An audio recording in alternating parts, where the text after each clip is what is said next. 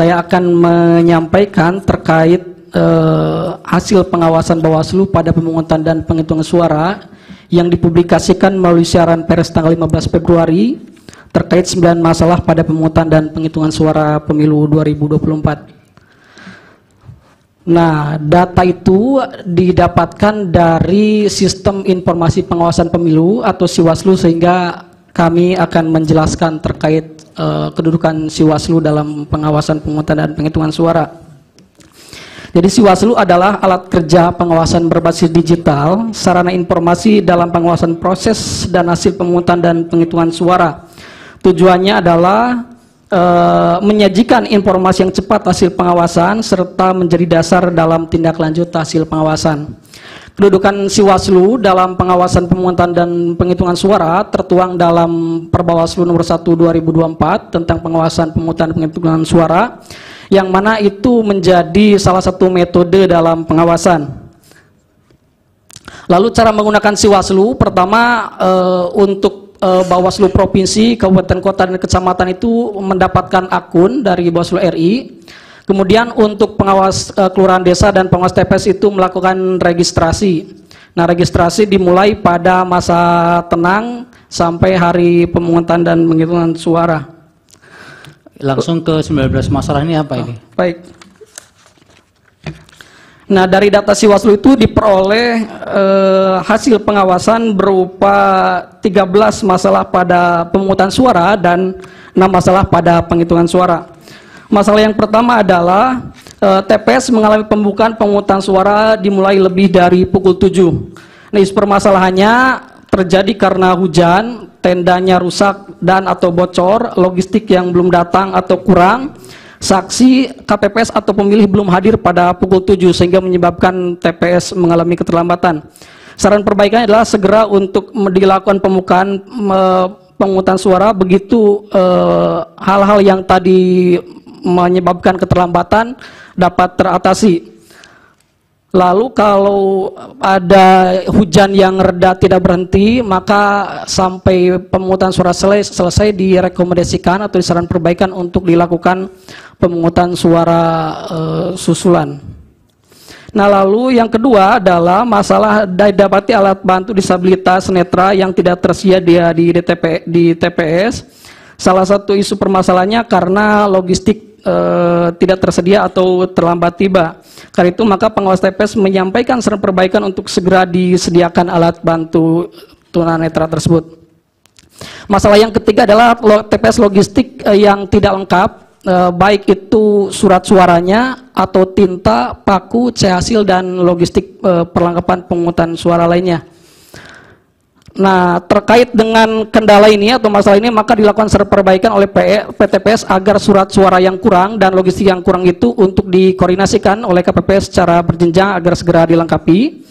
Dalam hal sampai pemungutan suara selesai tidak ada penggantinya, maka menyampaikan saran perbaikan atau rekomendasi untuk dilakukan pemungutan suara lanjutan atau pemungutan suara susulan. Masalah yang keempat, TPS yang didapati adanya pemilih khusus yang menggunakan hak pilihnya tidak sesuai dengan domisili KTP elektronik. Isu faktualnya adalah, pertama, pemilih yang bersangkutan adalah pemilih yang benar-benar bukan penduduk yang datang ke TPS, bukan pemilih DPT, dan bukan pemilih DPK. Dialah DPTB yang tidak membawa surat form model A pindah memilih. Kemudian yang berikutnya, maka pengawas menyarankan agar pemilih yang bersangkutan tersebut tidak diizinkan. Dalam hal berdasarkan hasil pencermatan pengawas pemilu, nyata terbukti adanya pemilih yang tidak memenuhi syarat tersebut, maka direkomendasikan untuk pemungutan suara ulang. Iya, itu dari 19 diantaranya itu ya. Baik, Yang Mulia. Ini konteksnya apa ketika itu kok ada siaran pers itu? Apa memang ada laporan ataukah temuan sendiri dari Bawaslu? Baik, Yang Mulia. Dalam rangka melaksanakan tugas dan fungsi kelembagaan pengawas pemilu, maka salah satunya adalah menyampaikan informasi hasil pengawasan secara cepat.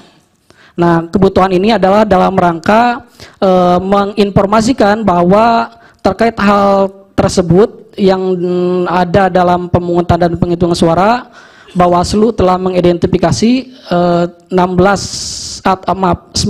masalah pada pemungutan dan penghitungan suara, dan telah dilakukan langkah tindak lanjut, dan semuanya telah disiarkan di siaran pers. Demikian, Yang Mulia. Dari 19 itu apa yang menurut saudara, yang pengetahuan saudara yang krusial yang... Baik, mohon izin Yang Mulia, yang krusial itu diantaranya adalah pemilih yang mencoblos 2 kali. Kemudian yang kedua adalah pemilih khusus yang tidak sesuai dengan domisili. Nah, terkait dengan pemilih yang mencoblos 2 kali, ketika dikonfirmasi ke pengawas TPS, kejadiannya itu ada, izin saya coba cek.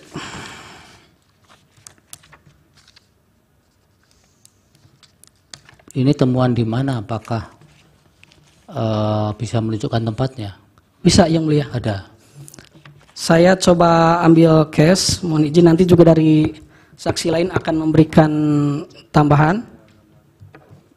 Iya, nanti ini ada pendalaman dari hakim, karena yang diminta sebenarnya bukan seperti ini. Tapi lanjutkan dulu. Yang berikutnya adalah TPS mengalami surat suara yang tertukar. Ini surat suara antar dapil, misalnya DPR RI, DPD, DPRD Provinsi, DPRD Kabupaten Kota, dan pengawas TPS menyarankan agar segera dilakukan koordinasi terkait dengan tertukarnya surat suara tersebut. Nah, ada kondisi yang dalam hal surat suara tertukar itu tidak ada di TPS yang lain, maka kebijakan KPU dan Bawaslu adalah surat suara yang tertukar itu tetap digunakan, tapi yang dihitung itu surat suara partai politik. Nah, lalu yang berikutnya, TPS didapati adanya pendamping pemilih yang tidak menandatangani surat pernyataan pendamping, juga disampaikan secara perbaikan kepada KPPS. Lalu yang ketujuh adalah TPS tidak menjelaskan tentang tata cara, juga itu diingatkan untuk dibacakan dulu tata cara sebelum mulai pemungutan suara. Lalu TPS didapati papan pengumuman DPT tidak terpasang, juga saran perbaikannya sama. Lalu TPS didapati saksi yang mengenalkan atribut yang memuat unsur nomor urut pasangan calon atau partai politik atau DPD, juga menyarankan agar saksi tersebut mengganti atributnya dan yang bersangkutan bersedia untuk mengganti atribut.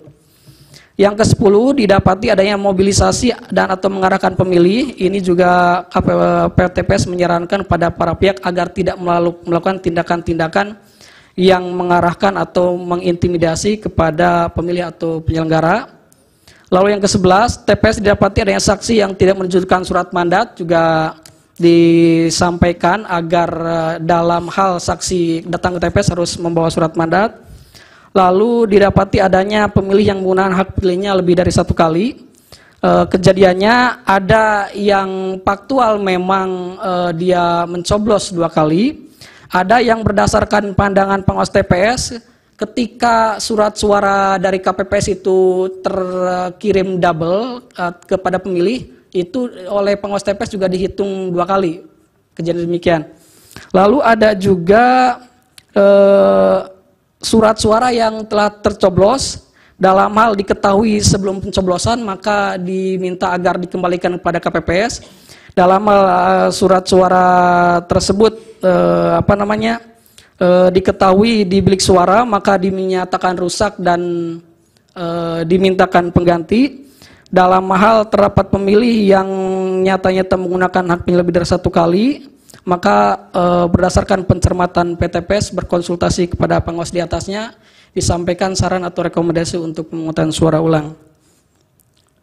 Lalu berikutnya terdapat intimidasi kepada pemilih dan atau penyelenggara pemilu. Intimidasi itu berupa verbal ataupun non-verbal. Ini dilakukan oleh pemilih karena pemilih itu berada di luar kategori DPTB, DPT ataupun DPK, dan yang bersangkutan itu memaksa ingin masuk TPS.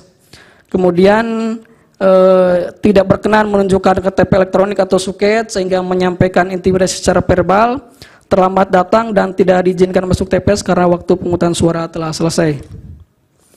Lalu yang berikutnya 6 masalah pada penghitungan suara. Pertama adalah TPS yang didapati adanya Sirekap tidak dapat diakses, diantaranya karena jaringan internetnya tidak stabil.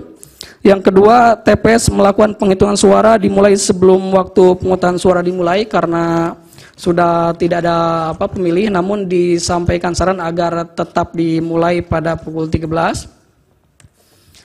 Lalu yang ketiga, TPS didapati adanya ketidaksesuaian jumlah penghitungan surat suara sah dan surat suara tidak sah dengan jumlah pemilih yang menggunakan pilih. Pengawas TPS menyampaikan saran agar dilakukan pembetulan atau renvoy. Yang keempat, ada TPS yang didapati pengawas TPS tidak diberikan model C hasil salinan. Kejadiannya karena KPPS tidak ada mesin fotokopi di TPS, tidak memindahkan C hasil ke dalam C hasil salinan. Kemudian pengawas TPS menyarankan agar diberikan model C hasil salinan dalam bentuk soft copy. Masalah kelima, TPS yang didapati saksi pengawas TPS dan masyarakat tidak dapat menyaksikan penghitungan suara dengan jelas. Kejadiannya karena lokasi TPS berada di lokasi yang sempit di antar bangunan atau di ruang kelas. Kemudian ada juga terjadi pemadaman listrik. Pengawas TPS menyarankan agar dalam hal pemilih tidak dapat menyaksikan secara jelas, meminta KPPS untuk bergeser posisinya agar masyarakat dapat menyaksikan proses penghitungan suara secara jelas. Masalah yang keenam, TPS didapati adanya intimidasi terhadap penyelenggara. Intimidasi terjadi karena terdapat peserta pemilu tidak menerima hasil surat suaranya, hasil penghitungan suara atau warga tidak menerima hasil perolehan calon yang didukungnya. Maka pengawas TPS berkoordinasi dengan berbagai pihak baik KPPS maupun keamanan untuk dapat bebas dari intimidasi terhadap penyelenggara pemilu. Demikian yang mulia. Baik. Jadi itu kumpulan-kumpulan masalah yang dihimpun kemudian disiarkan pers gitu ya. Betul yang mulia. Tapi data-data setiap kasusnya ada ya? Ada yang mulia.